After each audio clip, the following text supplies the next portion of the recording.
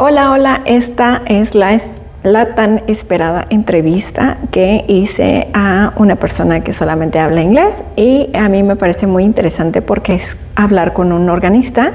Si te quieres saltar solamente a la entrevista, te puedes saltar a este segundo minuto para que la veas. Y thank you so much, Glenn, and everyone. If you don't understand what I said, I just telling about that this is the interview I made just to a person who doesn't speak in Spanish, and I was very nervous. But I'm very happy about this interview. I hope you enjoy it as much as I did. So enjoy it and bye. Oigan, se me olvidaba decirles que si no saben cómo poner los subtítulos, recuerden que aquí arriba en su pantalla hay un cuadrito, un rectángulo pequeño que tiene la letra CC, que significa Closed Caption. Lo pueden activar y le pueden poner el idioma que ustedes prefieran. Si no me entienden en español, si no me entienden en lo que hablo en inglés, que creo que ni yo me entiendo, pueden poner el Closed Caption y ahí les aparecerá una traducción. If you don't understand why I'm telling about it, because I'm speaking Spanish and I was talking very bad in English, you can add closed caption and you can read the subtitles, okay? I hope, and be patient. I'm not a very good speaker in English, even in Spanish, I forgot the words. So, por favor, ténganme paciencia, soy muy mala hablando en inglés y además, aparte en español, a veces se me olvidan las palabras, así que paciencia, por favor. Hi, Glenn. Hi. I'm very happy you accept this interview. Hi, friends, Platiclub. Here's Glenn Seger. Seger, okay. Yeah. And I want to introduce you, but I prefer if you introduce yourself as an organist and everything you did. Oh, sure. My name is Glenn Seger. I'm the organist here at St. Peter Church. I've been here now for 10 years. I'm originally from Canada, and I came to this country, 35 years ago to study organ at the Institute of Sacred Music at Yale. While I was there, I met my lovely wife, Rachel, and we since stayed in the area. We have 3 boys. I've developed roots here, and yes. now I've been happily here for over 35 years. And they are studying music too? They are studying music. The youngest one, he's right now studying high school, and he's taking organ. His name's Frankie, and Elliot, my middle child, he's taking music and biology. That's his major. He's at Wesleyan University. And my oldest son, his name is Augustin, and he studies not just music but liturgy, and he's actually going to Notre Dame University in the fall to get a PhD in liturgy. No, yeah. Wow. I'm very curious because you are one very important people I know, like in music. I don't know a lot of people, so you are a very, very good musician. And I want to know, how did you decide to learn music as a kind of living? Well, I started piano lessons when I was 4 years old. 4? So I really didn't have a choice. Okay. My parents said, "You are studying piano." Okay. They all the children. I have 2 brothers and a sister. We all had to take piano. My oldest brother, he stuck with it, as did I. So we actually are still both musicians. So I started piano when I was young. When I was in high school, I fell in love with the organ, and I thought, wow, this is a great instrument. So then I started taking organ lessons, and once I got to college, it was all organ.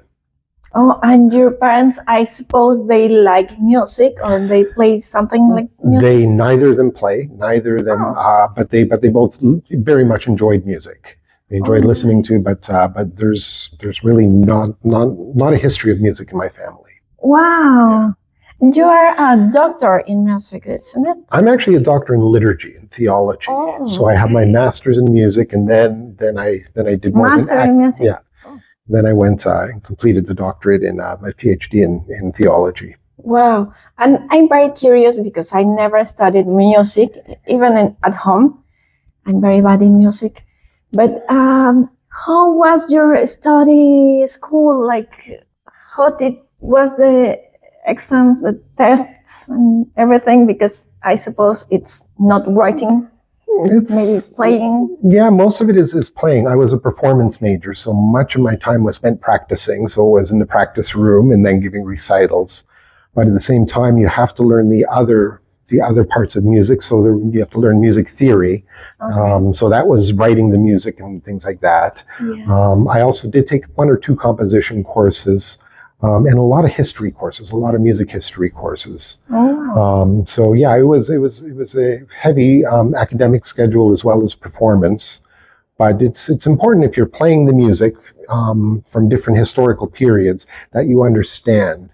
Okay. All the different composers and all the different works that they wrote. So I suppose you have a very training ear to listen music. What's your favorite music to listen when you are like chill? Sometimes I don't even like to listen to music at all. If I just like the silence. Oh. Sometimes the silence can be very, very nice. Other times when I do listen to music, often what I do is I do listen to a lot of organ and a lot of choral music, but it's related to my work because I'm always trying to find out more different pieces that I can learn, different things that I can introduce into the church. So yeah, sometimes just having a break from music is just a wonderful thing. Just being able to sit outside and listen to the birds and listen to nature. That's nice. Often a very nice thing to listen to. Nice. It's you have that situation that you listen the music and you are like, oh, that would be nice in that song. Like you are still playing when you are not playing. Like in your mind.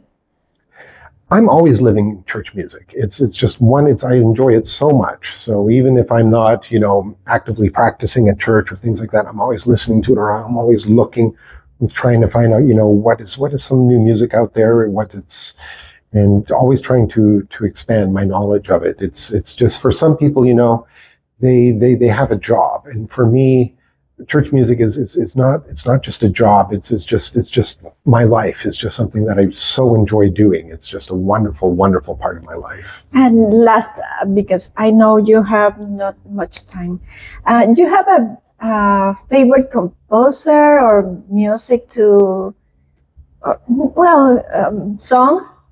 I think, like most organists, if they ask who your favorite composer is, I think almost every organist would say Bach.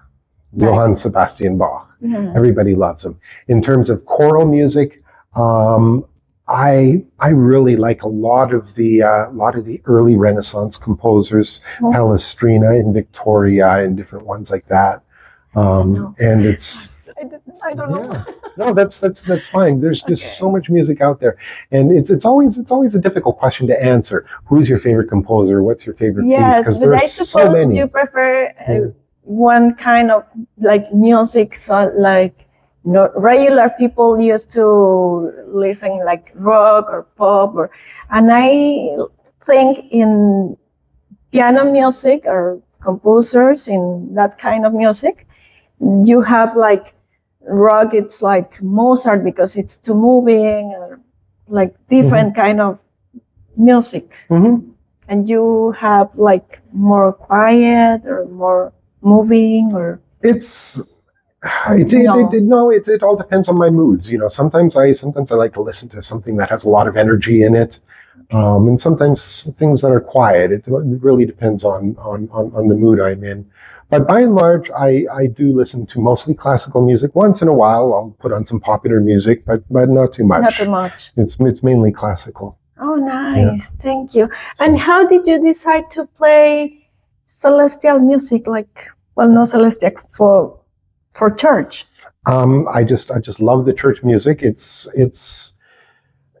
It brings you closer to God when you have church music. I think it was St. Augustine who said, "Those who sing, they pray twice," and there's a lot of truth to that. You can when you sing and when you play. The music to me, it really brings me closer to the love of God. So that's why I like church music so much. And you are a very I don't know, what do they say, a person for God, like you pray. Oh, very much so. Yeah, very much so. Oh, yeah. Nice. Thank you. I suppose it will be difficult if you don't, and you play music and you don't like church, or it will be like, okay. Yeah.